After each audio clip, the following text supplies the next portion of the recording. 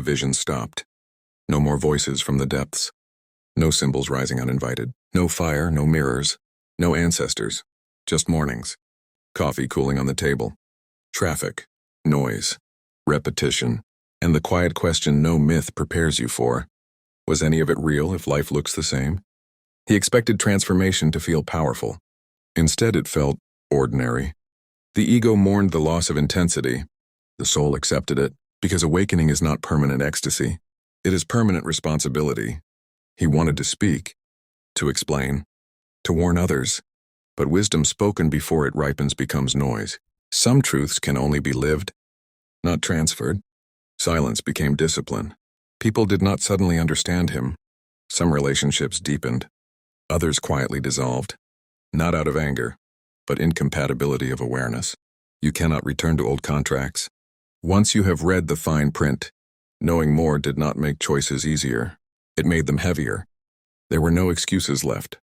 No unconsciousness to hide inside. He learned that ethics are exhausting when you can no longer lie to yourself. The shadow did not appear dramatically. It whispered impatience, superiority, resentment, self-pity. Integration became a daily act, not a revelation. He stopped asking, "Why am I like this?" and started asking, "What will I do with it today?" Depth did not make him exceptional. It made him careful. Careful with certainty. Careful with judgment. Careful with other people's inner worlds. The deeper he went, the less he claimed. He could not save anyone. Not from themselves. Not from pain. Not from time. And strangely, this brought relief. Love no longer needed to rescue, only to witness. Meaning stopped announcing itself. It hid in consistency, honesty, restraint, showing up. The sacred became quiet, and therefore harder to abandon. He still failed, still reacted poorly, still hurt others unintentionally, still chose comfort over courage at times. But now, failure taught instead of shamed. This was the difference. Some nights doubt returned like fog. Did I imagine all of it? Did it matter? The psyche answered softly. Meaning is not proven. It is lived despite uncertainty. No recognition. The world rewards efficiency, not integration. Noise, not consciousness. And yet, he continued, because this work was not transactional. Years passed. Symbols faded. But behavior changed. This is how individuation reveals itself. Not in insight, but in pattern. He learned that heroism is boring. It looks like restraint when provoked. Honesty when lying would be easier. Staying present when escaping is tempting. This is the courage no one sees. He stopped asking if he was whole. Wholeness is not a feeling. It is a direction, and direction does not require certainty. At some point, without ceremony, a quiet agreement formed within him. I will live awake, even when it costs me, especially when it cost me. This was not a vow. It was a posture. He returned fully, not as a teacher, not as a prophet, not as an enlightened man, but as a person, capable of harm, capable of care, and conscious of both. Individuation does not remove you from life. It gives you back to it, without illusions, without excuses, and without turning away. The shadow did not vanish after integration. It did not dissolve into light. It did not ascend or disappear. It remained. This was the first and final truth the man accepted. The shadow is not a phase. It is not an illness. It is not something one outgrows. It is the record of everything a person is capable of. Cruelty, courage, desire, creation. To live without the shadow would be to live without depth. And depth once tasted cannot be forgotten. Each day the man met his shadow in ordinary moments, in irritation at small inconveniences, in envy when others succeeded, in pride when he was praised. The shadow did not shout. It whispered. And that made it more dangerous. He learned to pause when emotions surged, to ask what was being activated, to trace reaction back to meaning. This was the real work, not in dreams, not in visions, but in kitchens, in conversations, in moments where no one was watching. There were days he wanted to forget, to slip back into old comforts, to let the mask fuse again, to surrender awareness for relief. The shadow offered this seduction quietly.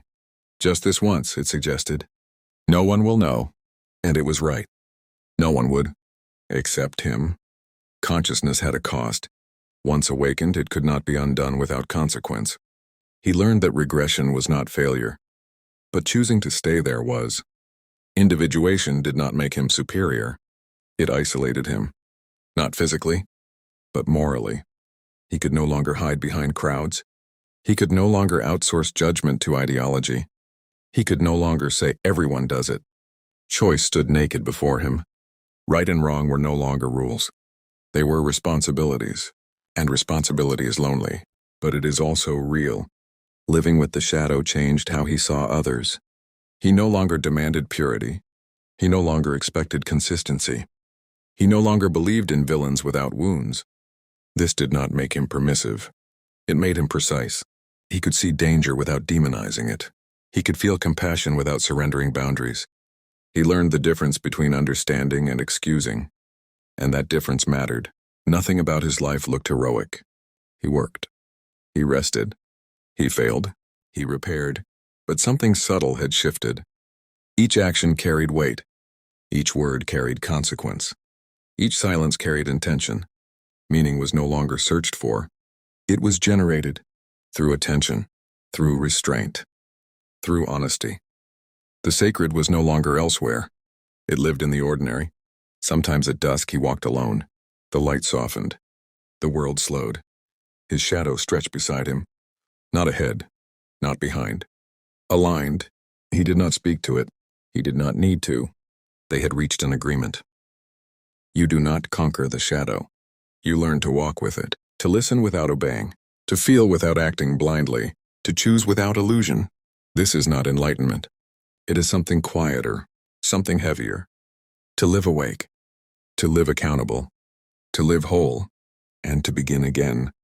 Tomorrow, the return was quiet. No gates opened.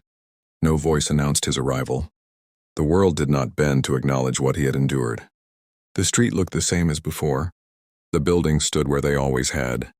People passed him without noticing anything different. And for a brief moment, disappointment surfaced. Not because he wanted praise, but because some part of him still believed transformation should be visible. Then he understood. The deepest changes never announce themselves. They alter how you stand, how you listen, how long you pause before you speak. Individuation does not make you special. It makes you responsible. And responsibility rarely looks impressive. He put the mask back on. The same one he had worn for years. The voice he used in public. The posture that made others comfortable. The expressions learned through repetition. But this time something was different. The mask no longer fused to his face. He could remove it. He could choose when to wear it. He could feel the space between who he was and what he presented. Persona was no longer a lie. It was a tool, and tools are meant to be used, not worshipped. The shadow returned as it always would, but it did not threaten him. It did not whisper sabotage or pull him toward old patterns. It walked beside him, aligned, proportional, honest. He could feel it now when anger rose, when envy stirred, when the urge to dominate or withdraw appeared. He did not suppress it. He listened. The shadow had become information, dangerous when ignored, protective when acknowledged. For the first time he trusted himself, not because he was pure, but because he was aware. Awareness demanded action, not grand gestures, not declarations, small decisions made daily. To speak when silence would be easier, to pause when reaction was tempting, to take ownership where blame once felt justified. Responsibility was heavy. It removed excuses. It ended innocence. But it gave something in return. Direction. He no longer asked, "What do I want?" He asked, "What must be done? And can I live with myself if I refuse?" There was no final revelation, no closing door, no permanent state of peace. There was only continuation. Each morning the work resumed. Each evening reflection returned. Individuation was not a destination, but a discipline, to remain conscious, to remain integrated, to remain honest. He would fail again, but now he would notice, and noticing was enough to begin again. Wholeness is not light without darkness. It is the capacity to hold both without denial. You do not transcend your humanity. You inhabit it, with eyes open, with weight accepted, with responsibility chosen, and that choice, made again and again, is the quiet work of becoming whole.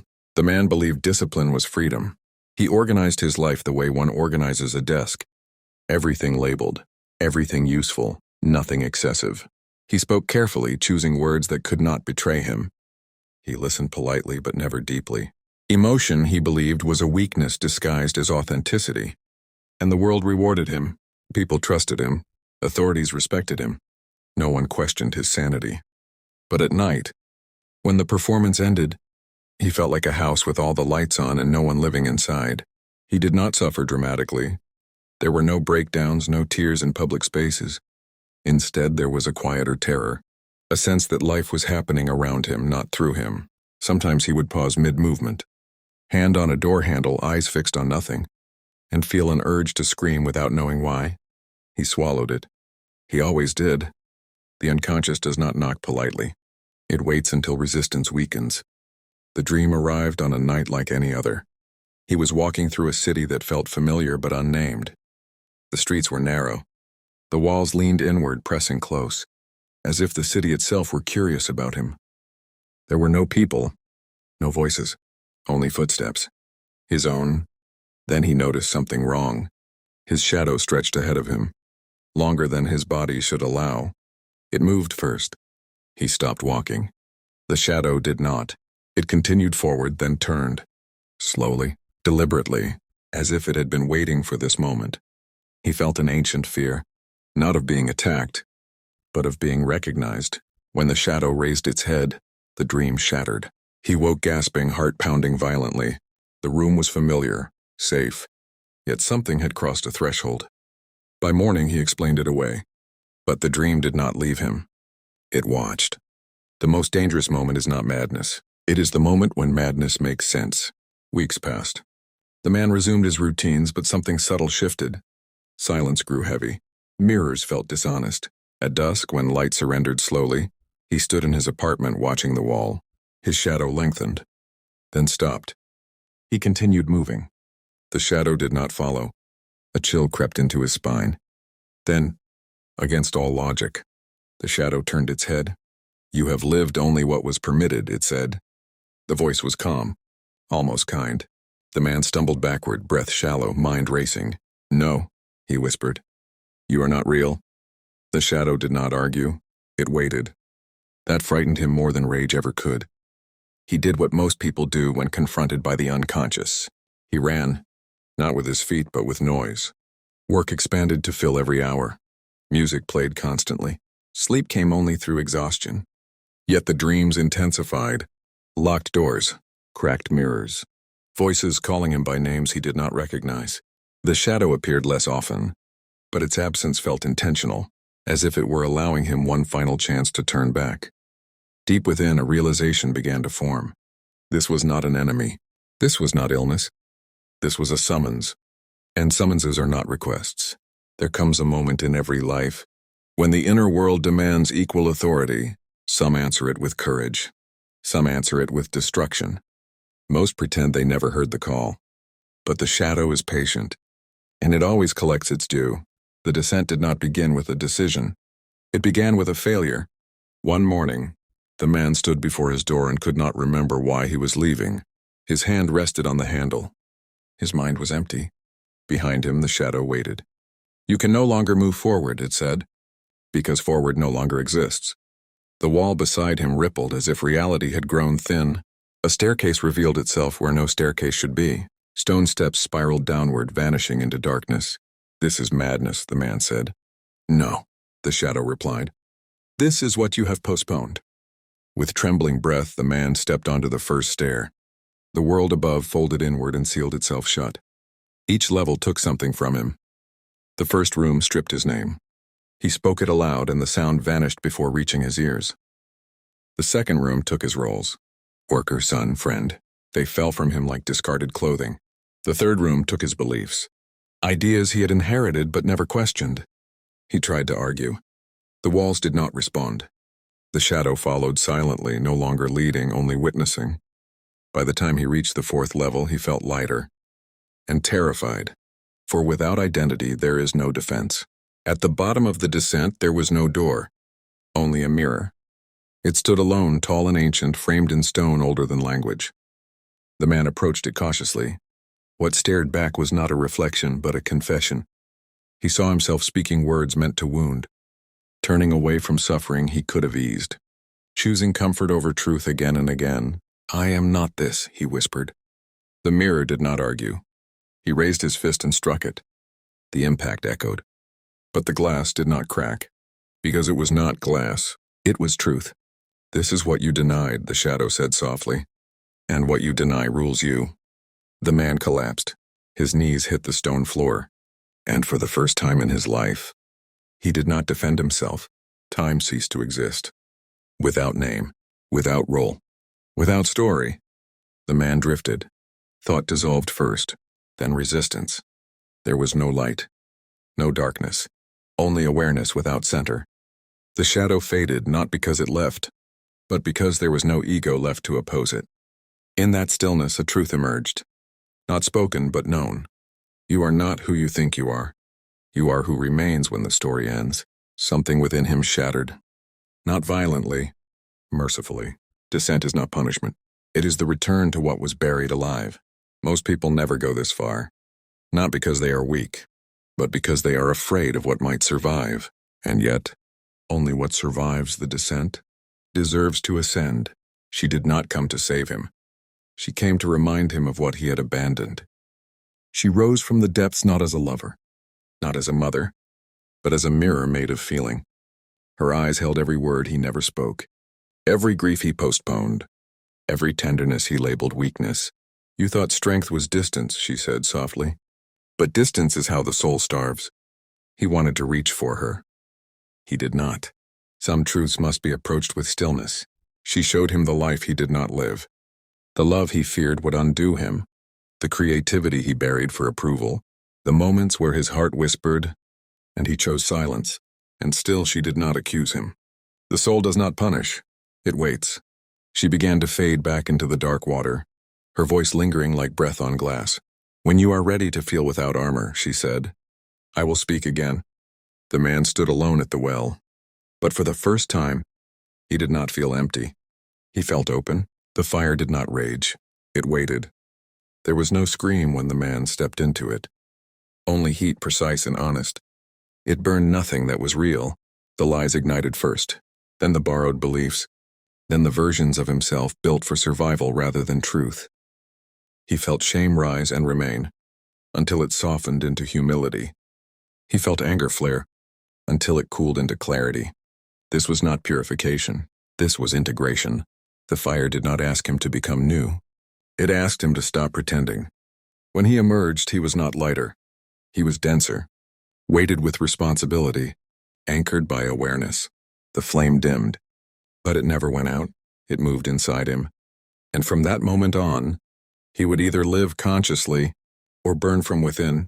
He thought he was alone. Then the silence filled, not with voices, but with presence. Figures emerged slowly as if remembered rather than seen. Men and women from no single era. Hunters, mothers, builders, dreamers. Their faces carried emotions older than language. They did not speak. They did not need to. He felt their fears in his chest, their courage in his spine, their unfinished lives moving through his blood. "You are not original," the knowing came. "And you are not isolated." Every struggle he believed was personal had been lived before, in different names under different skies. The ancestors did not demand loyalty. They offered inheritance, to carry forward what was learned, to end what was destructive, to remember what was sacred. As they faded back into the dark, the man understood. He was not walking alone. He never had been. The shadow was never the enemy. It was the part of him asking to be seen. If this story awakened something inside you, like the video, subscribe for more journeys into the unconscious. We don't become whole by denying the darkness. We become whole by understanding it.